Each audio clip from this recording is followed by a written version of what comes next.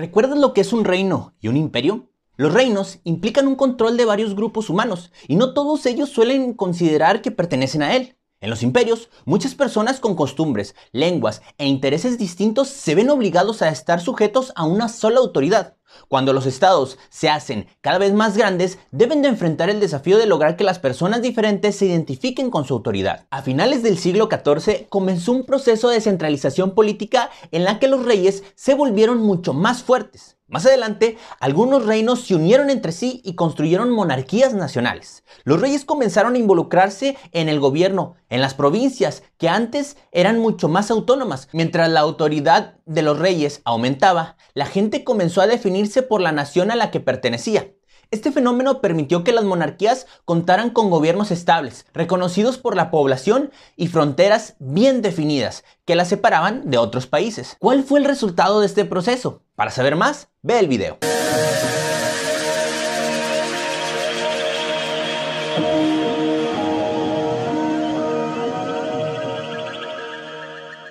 Jóvenes y personas que están viendo este video, tengan todos ustedes muy buenos días. El aprendizaje esperado que trataremos el día de hoy es de comprender el proceso de consolidación de los estados nacionales en Europa y su relación con los procesos de unificación y de disolución.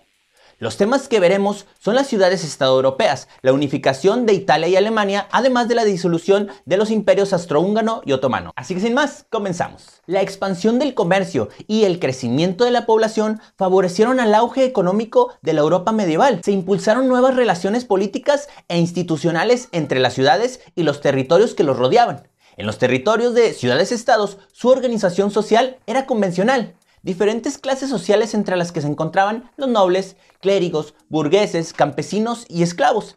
Este modelo político constaba de una ciudad donde ubicaban la sede del gobierno. Se caracterizaba básicamente por ser independiente y no obedecer a ninguna autoridad superior. Los gobernantes no recibían el título de reyes, eran solo príncipes. Lo habitual era que una familia prominente le ejerciera el gobierno, pero el poder se distribuyó entre otras familias de nobles y la burguesía local. La palabra ciudadano denotaba una connotación de hombre libre y revelaba la amplia capacidad de algunas ciudades para gobernarse mediante mecanismos efectivos, reflejando en alguna medida esta condición de libertad. En este periodo se experimentó una clara tendencia hacia la división de poderes políticos en diferentes niveles: imperio, papado, reino, condado, dominio, diócesis, ciudad, gremio y aldea. Las políticas económicas y sociales, seguidas por la gran mayoría, representaron la necesidad de alcanzar el bien común, conciliando una gran cantidad de intereses contrapuestos. ¿Cuáles fueron los cambios en la organización que dieron origen a las unidades políticas modernas, tales como hoy en día las conocemos? Se fue concentrando la autoridad del poder en la figura del rey. Crecía el poder central ejercido por el rey, y esto favorecía a la creación de funcionarios para cumplir las órdenes del rey dentro de los territorios, y otros funcionarios trabajaban para establecer relaciones con otros estados. Esto con la finalidad de que se crearan ejército, obviamente, bajo las órdenes del rey. Bien pensado, Woody. Jóvenes, la identidad nacional. Término muy usado, pero no tanto aplicado. Este tuvo sus orígenes en el siglo XIX. La gente con cultura, historia, lengua y religión en común comenzó a considerarse parte de un grupo que debía de tener su propio territorio, gobierno, leyes adecuados a sus necesidades. Quienes se sentían identificados como parte del mismo grupo, pero estaban separados, se unieron y formaron nuevos estados nacionales. Durante este periodo, el nacionalismo se convirtió en una de las principales fuerzas políticas de Europa. El nacionalismo podríamos definirlo entonces como una búsqueda de identidad de los habitantes de un territorio. La península itálica era el territorio de varias ciudades-estado independientes entre sí.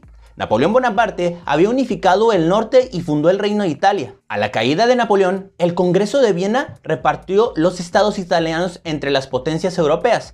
El norte para la casa austríaca de los Habsburgos y el sur para la casa francesa de los Borbones. Cada región tenía su propia cultura. De esta forma comenzó a integrarse una identidad italiana. Piamonte estaba interesado en unificar los estados de la península y formar solo un estado italiano, pero los intereses austriacos estaban en conflicto y esto generó una guerra intensa encabezada por Víctor Manuel, segundo rey de Piamonte. La unificación se logró en 1867, estableciéndose un gobierno liberal y constitucional. Sin embargo, el Papa Pío IX, aliado de Francia, se opuso al proyecto, condenó la unificación y se rehusó a formar parte de él. La decepción.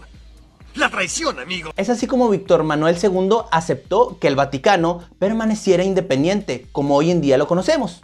El Vaticano es el estado soberano más pequeño del mundo. Otra región que también pasaba por un proceso similar era el del territorio alemán. Había aproximadamente 38 estados independientes. Los más fuertes eran Austria y Prusia. Todos estaban integrados bajo la Confederación del Rin. En 1834 se estableció una sola aduana para Rusia y otros principados alemanes. Sin embargo, el proceso de unificación se dificultaba por el contrapeso que representaba Austria. En 1866, Rusia entró en guerra con Austria, con el objetivo de expulsarla de la Confederación. Cuando la primera ganó la guerra, la segunda fue excluida y los estados alemanes del norte se agruparon en torno a Prusia. También se apoderó de los territorios franceses de Alicia y Lorena, que serían motivo de disputa durante el siglo XX. La unificación de Alemania culminó el 18 de enero de 1871 con la creación del Imperio Alemán. Alemania se convirtió así en una república parlamentaria y democrática tras la llamada Revolución de Noviembre de 1918. Jóvenes, disolverse. Hacer que un cuerpo o una sustancia al mezclarse con un líquido se deshaga hasta que sus partículas queden incorporadas a dicho líquido, o bien acción que hago cuando le echo agua a la coca para que me rinda más. ¡Odio ser pobre! ¡Lo odio! ¡Lo odio! Bueno, pues esto fue algo que pasó a los imperios austrohúngaro y otomano. A pesar de que muchos países habían desarrollado una identidad nacional relacionada con la permanencia a un estado, con población que hablaba la misma lengua y tenía costumbres similares hasta el siglo XX, perduraron algunos imperios formados por varios de cientos años atrás. Dichos imperios, además de conservar características del antiguo régimen, se habían extendido sobre poblaciones étnicamente distintas. Los imperios austrohúngaro, otomano y ruso tenían poblaciones diferentes, con lenguas, religiones y costumbres distintas.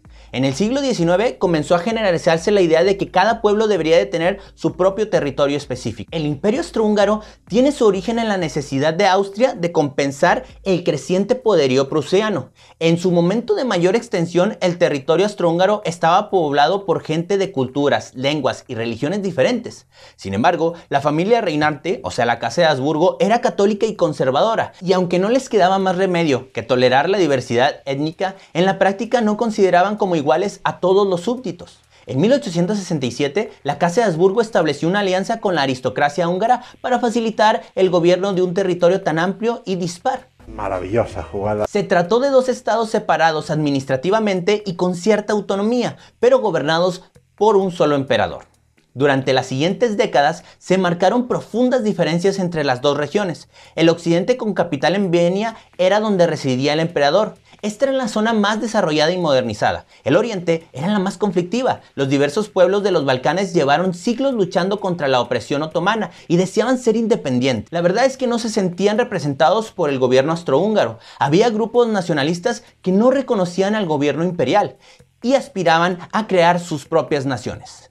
La tensión que generaba el conflicto de los pueblos rebeldes contra el imperio fue el incidente que de hecho detonó la Primera Guerra Mundial. El imperio austrohúngaro hizo serios esfuerzos por industrializarse, liberalizó la economía y construyó una extensa red de ferrovías. Sin embargo, las actividades industriales se limitaron en Viena y Bohemia. El resto del imperio era básicamente rural y las actividades agropecuarias se realizaban con sistemas antiguos. De este modo, no se desarrolló una gran industria y creció la desigualdad económica. El imperio austrohúngaro se disolvió en 1919 tras la Primera Guerra Mundial. Las distintas etnias que había en aquella vasta región pronto cayeron bajo la influencia de Rusia. Muchas de estas nuevas naciones pasaron a ser parte de la Unión de las Repúblicas Socialistas Soviéticas, la URSS. Por su parte, el Imperio Otomano ocupó la actual Turquía, se estableció en el siglo XIV y desapareció hasta el siglo XX tras la Primera Guerra Mundial.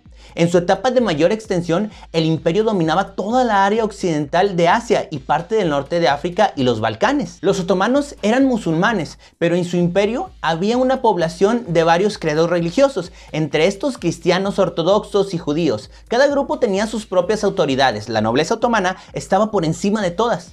Dichos estados enfrentaron muchas veces rebeliones internas tras el primer siglo de su formación. Su época de mayor tensión, sin duda alguna, fue a mediados del siglo XIX, cuando entró en una larga disputa con Rusia por el control de la península de los Balcanes. Durante la guerra de Crimea en 1853, Inglaterra apoyó a los otomanos, quienes resultaron triunfadores. En el último tercio del siglo XIX hubo divisiones entre grupos elitistas. El Imperio Otomano se disolvió también en 1919. Estas naciones terminaron siendo sometidas y repartidas entre los países triunfadores de la Primera Guerra Mundial. Pero pues chavos, lamentablemente, como en todas las guerras, los países que terminaron siendo derrotados fueron repartidos entre los otros países que habían terminado triunfadores en aquella guerra.